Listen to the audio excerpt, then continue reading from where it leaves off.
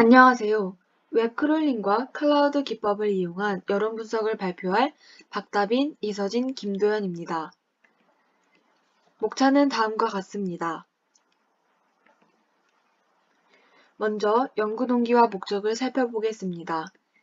최근 정보와 사회가 도래됨에 따라 자료가 다양해지고 복잡해지면서 사람들은 자신이 원하는 정보를 정확하게 찾는데 어려움을 겪고 있습니다. 또한 빅데이터를 이용한 다양한 사업 또는 연구를 하고 있지만 대부분의 사람들은 직접 데이터를 수집하는 경우가 많아 인력과 시간이 낭비되고 있습니다. 따라서 본 연구에서는 이러한 문제를 해결하기 위해 빠른 시간 안에 데이터를 추출할 수 있는 크롤링과 워드 클라우드 기법을 사용하였습니다. 2달 전 코로나19의 확산으로 전국의 학교들이 등교 개학을 연기하고 온라인 원격 수업을 진행하였는데요. 전례 없던 온라인 교육 방식으로 국민들의 많은 관심이 쏠렸습니다.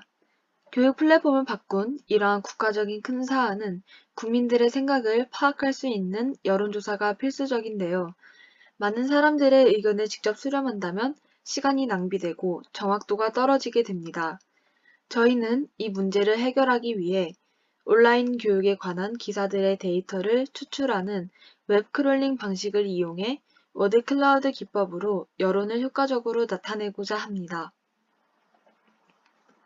자세한 연구 방법에 들어가기 전 웹 크롤링과 워드 클라우드에 대해 설명하도록 하겠습니다. 먼저 웹 크롤링은 웹사이트에 있는 방대한 정보들을 수집하여 검색 대상에 색인하는 작업입니다. 웹 크롤링이 대표적으로 사용되는 예로는 구글의 크롤링 봇이 전 세계의 웹사이트를 돌며 주기적으로 크롤링을 하여 검색 엔진에 데이터를 집어넣는 것이 있고, 상업적으로 경쟁사의 제품 정보를 크롤링하는 이러한 방식이 있습니다. 그 다음으로 워드 클라우드를 살펴보겠습니다.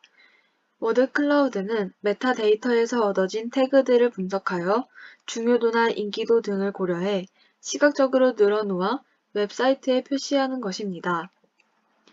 여기 사진으로 보이듯이 워드 클라우드 생성기가 따로 있어 누구나 쉽게 사용할 수 있다는 장점이 있습니다.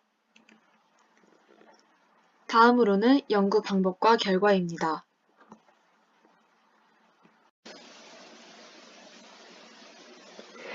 안녕하세요. 2학년 S5반 이서진입니다. 저희 모둠은 크롤링에 관련된 논문들을 찾아보고 초록을 작성하였는데요. 발표를 하는 입장에서 크롤링에 관련된 설명만 하기보단 실제 크롤링은 어떤 과정으로 이루어지는지 보여드리면 이해에 큰 도움이 될 것이라 생각하여 코드를 짜봤습니다. 요즘 원격 수업에 대한 인터넷 기사들이 반응이 궁금하여 가져올 데이터를 원격 수업에 관련된 기사들의 제목으로 정하였고 워드 클라우드를 통해 키워드를 추출하는 것을 코딩의 목표로 잡았습니다. 제일 먼저 크롤링과 데이터 전처리를 위한 라이브러리를 모두 세팅해 주었습니다.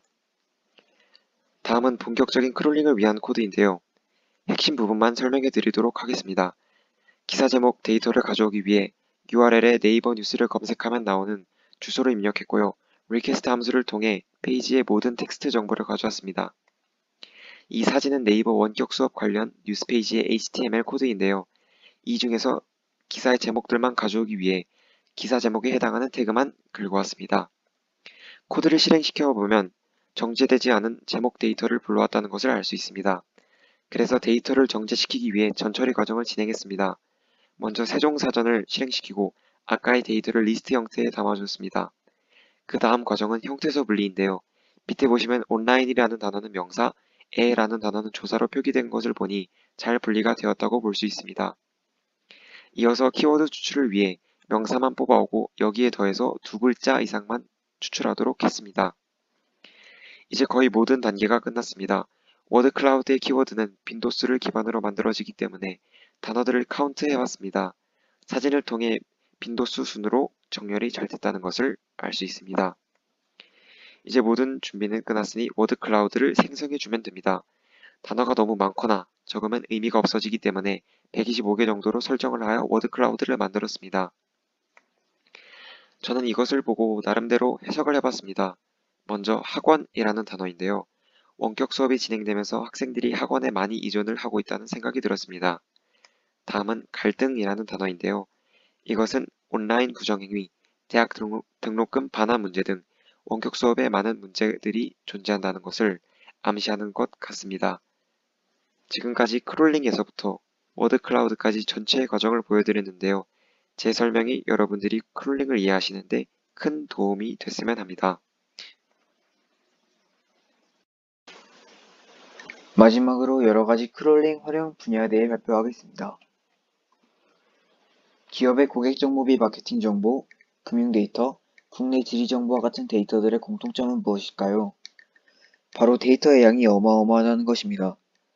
이러한 데이터를 분석하는 과정에서의 단순 반복 과정을 기술의 도움 없이 진행한다면 일의 효율성이 떨어지게 될 것입니다. 각종 비즈니스 모델을 만드는 것의 시작은 데이터를 수집하는 것으로부터 시작하는 만큼 크롤링은 4차 산업혁명 시대의 주요한 대응 전략으로 손꼽히고 있습니다. 웹 크롤링을 통해 가지고 올 수 있는 정보의 종류에는 HTML 기반의 웹사이트, 이미지, 문서 등이 있습니다.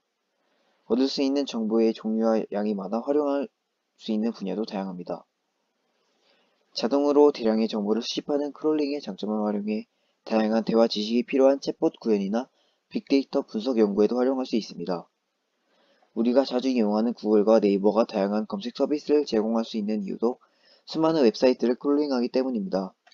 이 밖에도 주식, 암호화폐 등 시세 정보 모니터링, 쇼핑몰 상품 정보 수집, 도서 검색 시스템 개발과 같은 분야에서도 활용할 수 있습니다.